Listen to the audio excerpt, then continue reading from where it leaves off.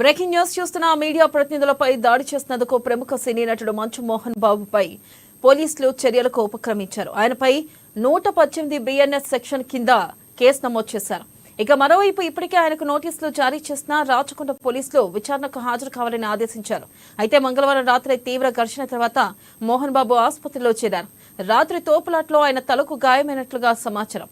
రాత్రి నుంచి వైద్యుల పర్యవేక్షణలో మోహన్ బాబుకి ట్రీట్మెంట్ జరుగుతుందని, ఇంకా వైద్య పరీక్షలు కొనసాగుతున్నాయని ఆయన పీఆర్ టీం చెబుతుంది.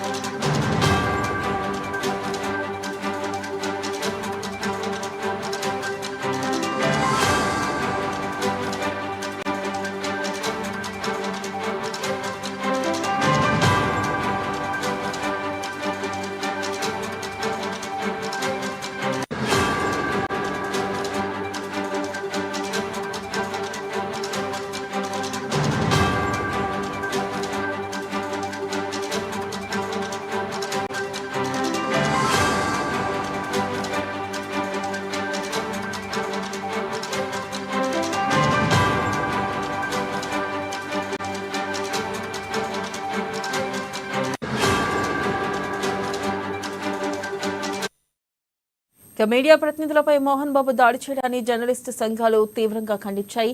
మీడియా ప్రతినిధులకు మోహన్ బాబు క్షమాపణలు చెప్పాలని డిమాండ్ చేస్తూ జల్పల్లిలోని ఆయన నివాసం వద్ద జర్నలిస్టులు ఆందోళన నిర్వహించారు.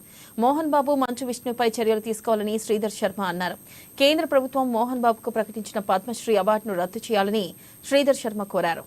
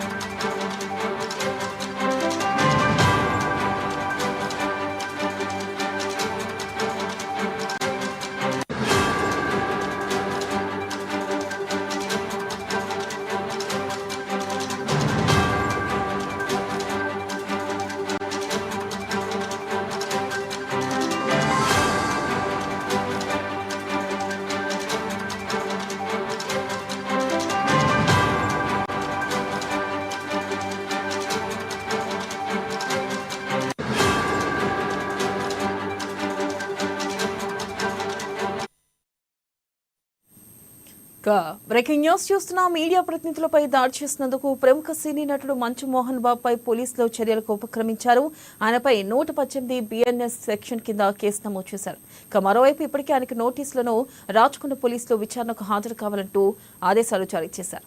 దీనిపై మరింత సమాచారాన్ని మా ఇన్పుట్ ఎడిటర్ శ్రీనివాస్ అందిస్తారు. శ్రీనివాస్, చెప్పండి. ఒక పక్క చూస్తే పోలీసులు మోహన్ బాబుపై 118 కింద బిఎన్ఎస్ సెక్షన్ కింద కేసు నమోదు చేశారు. మరోవైపు మోహన్ బాబుకి బాలేదు, తలకి గాయమైంది అంటూ కూడా ఆయన పీఆర్ టీం చెప్పడం జరుగుతుంది. మరి ఈ నేపథ్యంలో అసలు ఈ రోజు పోలీసులను కలిసే అవకాశం ఉందా లేదంటారా? ఏదైతే ఇంటి వ్యవహారం చినికి గాలివాన్లా గారి ఇది ఒకవైపు జర్నలిస్ట్ మీద దాడి, మరోవైపు పోలీస్ స్టేషన్ లో కేసు నమోదు కింద దారి తీసింది మోహన్ బాబు కుటుంబ వ్యవహారం కాస్త.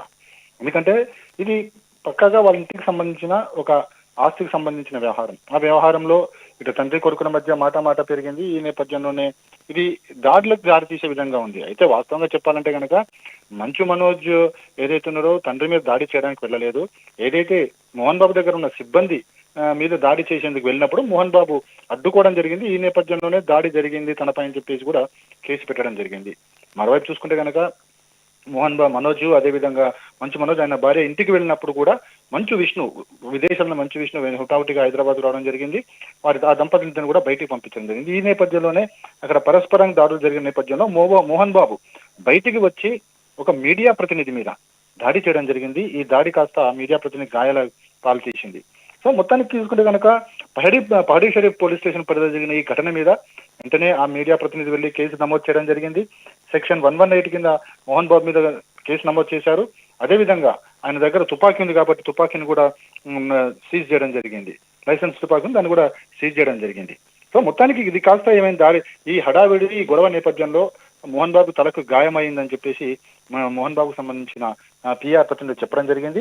మోహన్ బాబు పరిస్థితి కూడా, ఆరోగ్య పరిస్థితి కూడా బాగోలేదు, ఆయనకి బీపీ వచ్చింది, ఆయన్ని ఆసుపత్రికి తరలించామని చెప్పేసి కూడా మోహన్ బాబుకు సంబంధించిన పిఆర్ టీం చెబుతుంది. మొత్తానికి చూసుకుంటే కనుక ఈ వ్యవహారం కాస్త పోలీస్ స్టేషన్కి వెళ్ళింది. పోలీసులు దీనికి సంబంధించి మోహన్ బాబుకి నోటీసులు కూడా జారీ చేయడం జరిగింది. విచారణకు హాజరు కావాలి, అసలు ఏం జరిగింది అనే దాని మీద సమాచారం చెప్పాలని చెప్పేసి కూడా మోహన్ బాబుకి నోటీసులు జారీ చేసిన నేపథ్యంలో ఇప్పుడు మోహన్ బాబు వెళ్తారా వెళ్ళారా అనేది చూడాలి. ఎందుకంటే ప్రధానంగా మోహన్ బాబు హై బీపీతో బాధపడుతున్నారు కాబట్టి ఏదైతే డాక్టర్లు ఏదైతే నివేదిక ఇస్తారో ఆ నివేదిక బట్టి పోలీసులు వ్యవహరించే అవకాశం ఉంది. ఎందుకంటే ఒక వ్యక్తి ఆరోగ్య పరిస్థితి బాగా లేనప్పుడు అందులోకి ఈ మోహన్ బాబు పరిస్థితి అనేది చూసుకుంటే కనుక వయసు రీత్యా చాలా ఎక్కువ బీపీ ఉంది కాబట్టి ఆయనని ఈరోజు విచారణకి రావడం అయితే రమ్మన్నారు. మరి వెళ్తారా లేదా డాక్టర్లు ఇచ్చే నివేదికను బట్టి మొత్తం డిపెండ్ అయి ఉంటుంది.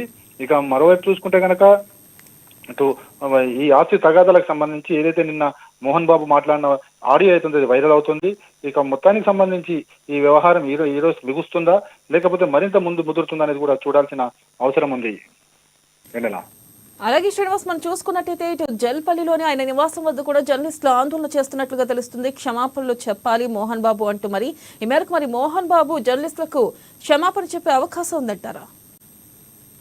వెనలా ఇది మనం చాలాసార్లు చూసాం. మోహన్ బాబు వ్యవహారంలో మీడియా జర్నలిస్టులు ఎప్పుడు వెళ్ళినప్పుడు కూడా చాలా దురుసుగా ప్రవర్తిస్తారు అని చెప్పేసి మోహన్ బాబు మీద ఒక్కటే కదా, ఆయన కుటుంబ సభ్యుల మీద కూడా ఉంది. ఎప్పుడైనా సరే ఏదైనా జరిగినప్పుడు బ్రేకింగ్ కోసం వెళ్ళినా లేకపోతే మైక్ కోసం మాట్లాడేందుకు వెళ్ళిన ప్రయత్నించినా కూడా ఇలాంటి హడావుడి జరిగినప్పుడు ఆ కుటుంబ సభ్యులు మోహన్ బాబుతో పాటుగా ఆయన కుటుంబ సభ్యులందరూ చాలా సార్లు ఇలాంటి పరిస్థితులు దారితీసాయి. కానీ నిన్నటి జరిగిన సంఘటన ఏదో ఆ జర్నలిస్ట్ మీద దాడి చేయడము, అతని గాయం కావడంతో ఈ ఆందోళన పెరిగిందని చెప్పొచ్చు. ఎందుకంటే కవరేజ్కి వెళ్ళిన జర్నలిస్ట్ మీద ఈ తరహా దాడులు చేయడం కరెక్ట్ కాదు అని చెప్పేసి కూడా జర్నలిస్ట్ సంఘాలు భావిస్తున్నాయి.